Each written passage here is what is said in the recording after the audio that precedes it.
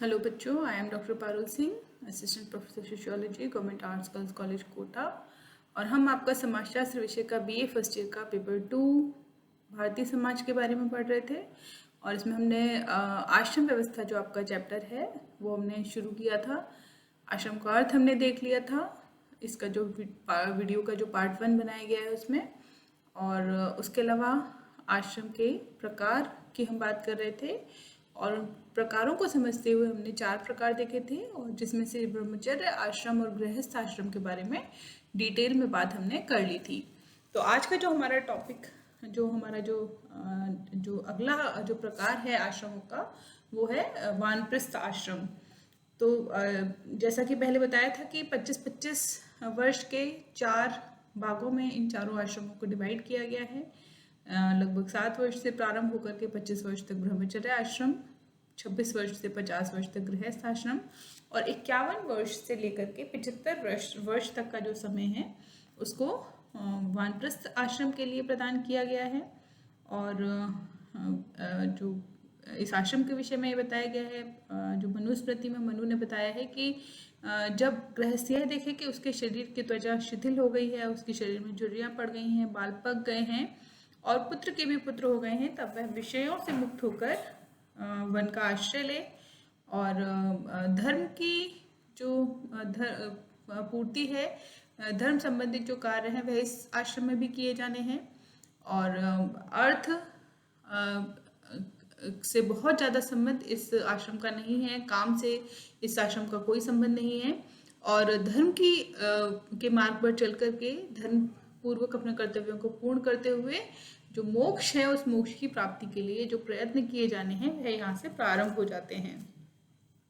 तो 50 वर्ष की अवस्था लगभग हो जाने पर संसार के सुख एवं वासनाओं को त्याग कर व्यक्ति वन की राह लेता है। वहाँ वह आत्मनिग्रही, तपस्वी और निरपराध जीवन व्यतीत करता है।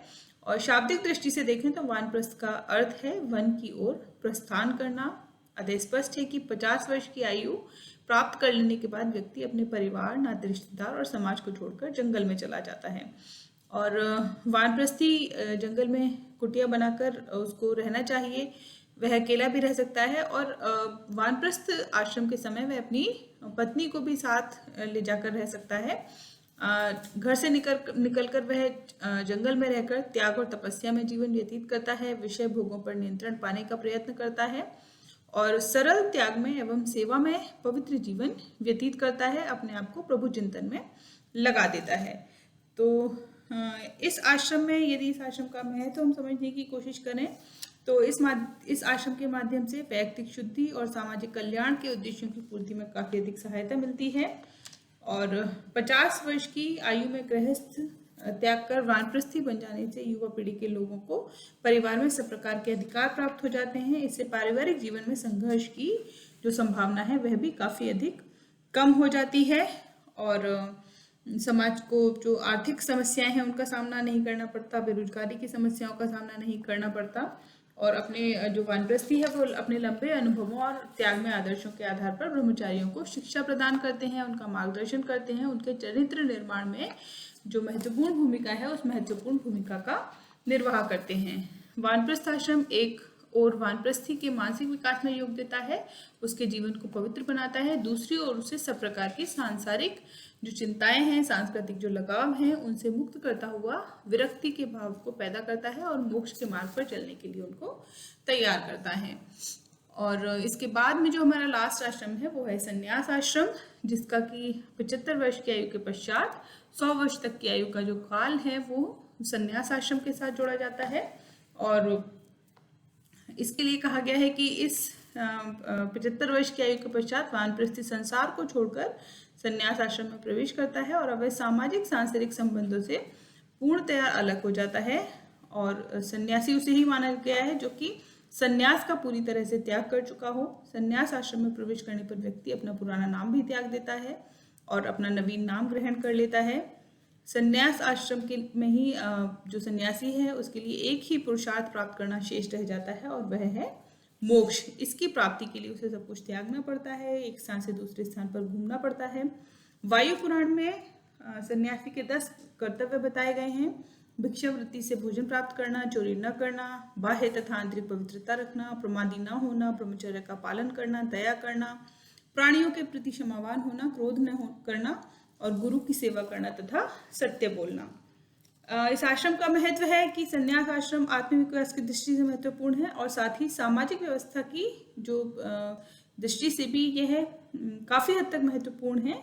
और इसका जो हालांकि बहुत अधिक इसका महत्व सामाजिक व्यवस्था की दृष्टि से नहीं है, क्योंकि ये कहा गया है कि अन्य सभी आश्रमों में व्यक्ति कुछ न कुछ सेवा करता है, परंतु संन्यास आश्रम में वह सब कुछ अपने लिए ही करता है और मोक्ष की प्राप्ति के प्रयत्न में वह सदैव लगा रहता है। एक स्थान से दूसरे स्थान पर घूमता है, अपनी योग्यता और अनुभव के आधार पर लोगों का मार्गदर्शन करता रहता है। लोग उस श्रेष्ठ पुरुष सन्यासी का आदर करते और उससे परामर्श लेते, उसकी शिक्षाओं को ग्रहण करते, तो इसका जो महत्व है वो महत्व और अधिक बढ़ जाता। लेकिन जैसा कि इस आश्रम में बताया गया है कि संन्यास आश्रम का ध्येय है कि अपने आप को पूरी तरह से सांसारिक जो गतिविधियां हैं उन गतिविधियों से अपने आप को दूर कर लेना और जो हमारा अंतिम जो लक्ष्य है, जो जीवन का चरम लक्ष्य है मोक्ष की प्राप्ति, उसके लिए अपने आप को लगा देना। तो ये आश्रम व्यवस्था के जो 4 प्रकार हैं, ब्रह्मचर्य, गृहस्थ, वानप्रस्थ और संन्यास आश्रम, इन चारों के बारे में आपको जो डिटेल में बताया। इसमें क्वेश्चन आ सकता है किस आश्रम के जो 4 प्रकार हैं उनका समाजशास्त्रीय महत्व बताते हुए उनके प्रकारों का उल्लेख कीजिए, या फिर इनमें से किसी एक के विषय में भी आपसे शॉर्ट नोट के रूप में पूछा जा सकता है सवाल। अब हमें आगे जो हमारा टॉपिक है वो है आश्रम का समाजशास्त्रीय महत्व। तो यदि हम इसके समाजशास्त्रीय महत्व को देखने की कोशिश करें तो जो आश्रम है वो व्यक्ति के जीवन का समुचित विकास करता है। आयु बढ़ने के साथ साथ व्यक्ति की जो कार्य करने की जो क्षमता है और उसमें अनुभव है, मानसिक प्रवृत्तियां हैं, उनमें परिवर्तन आता रहता है। और इन्हीं तथ्यों को ध्यान में रख करके जो जीवन है उसको बाल्यावस्था, युवावस्था, प्रौढ़ावस्था और वृद्धावस्था में विभाजित किया गया है।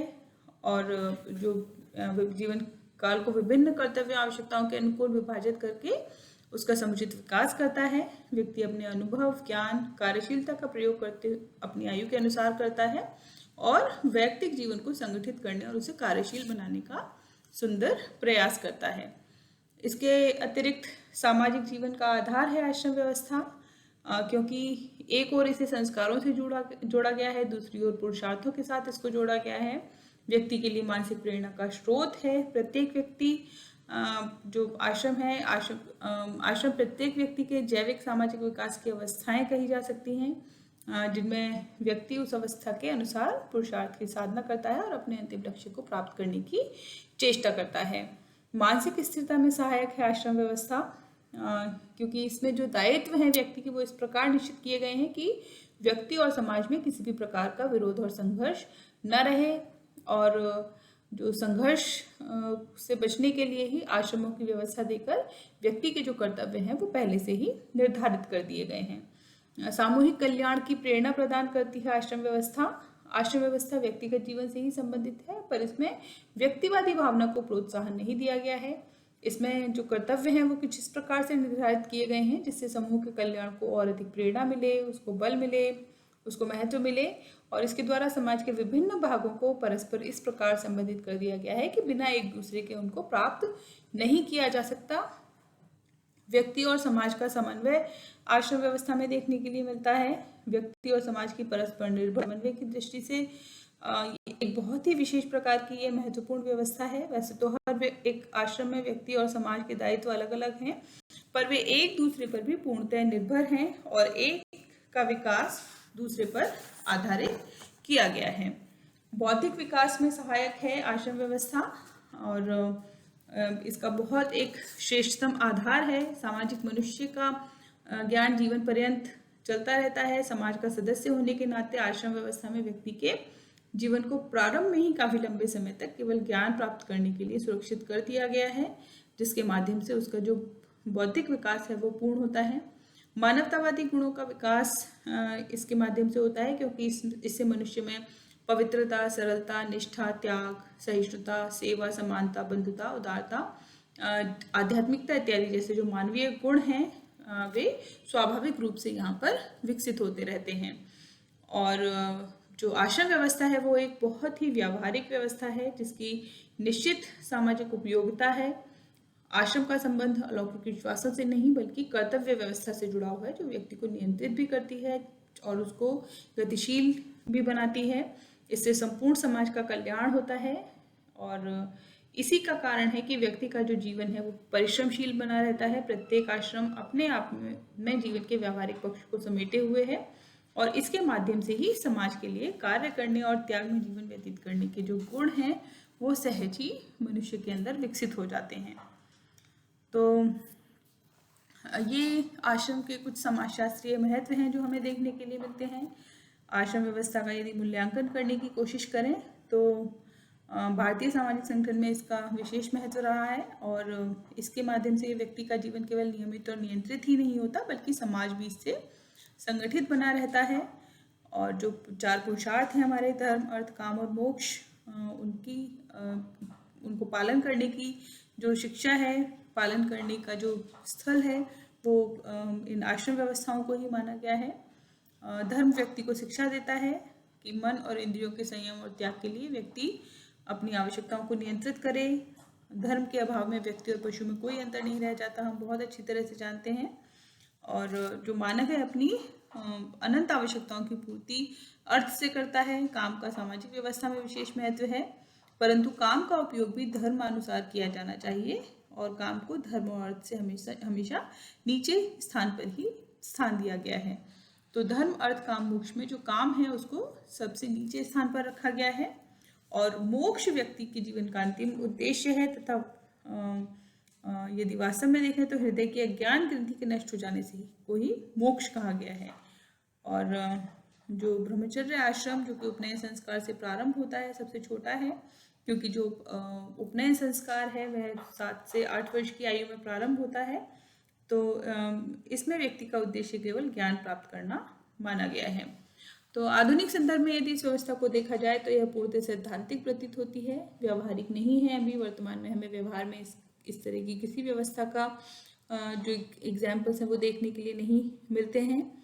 और शायद वैदिक काल या उससे पहले के समय में यह व्यवस्था व्यवहारिक भी रही होगी, क्योंकि आज के टाइम में देखें तो न तो व्यक्ति 100 वर्ष जीवन जी पाता है, न ही इतनी कठोर और कर्तव्यों से भरा हुआ जीवन व्यतीत कर सकता है। तो आज के समय में यदि हम देखें तो जो ब्रह्मचर्य और गृहस्थ आश्रम है वहाँ तक तो जीवन जो आश्रम के समान जीवन व्यतीत होते हुए हमें कहीं ना कहीं फिर भी नजर आते हैं, लेकिन जो वानप्रस्थ और संन्यास आश्रम है वे तो आज के समय में बिल्कुल ही अव्यवहारिक हो गए हैं। और यह जो व्यवस्था है ये आज हमारे लिए केवल एक आदर्श मात्र बनकर रह गई है। तो आज के लिए हम इतना ही करेंगे और इससे आगे का हम नेक्स्ट क्लास में करेंगे। Thank you.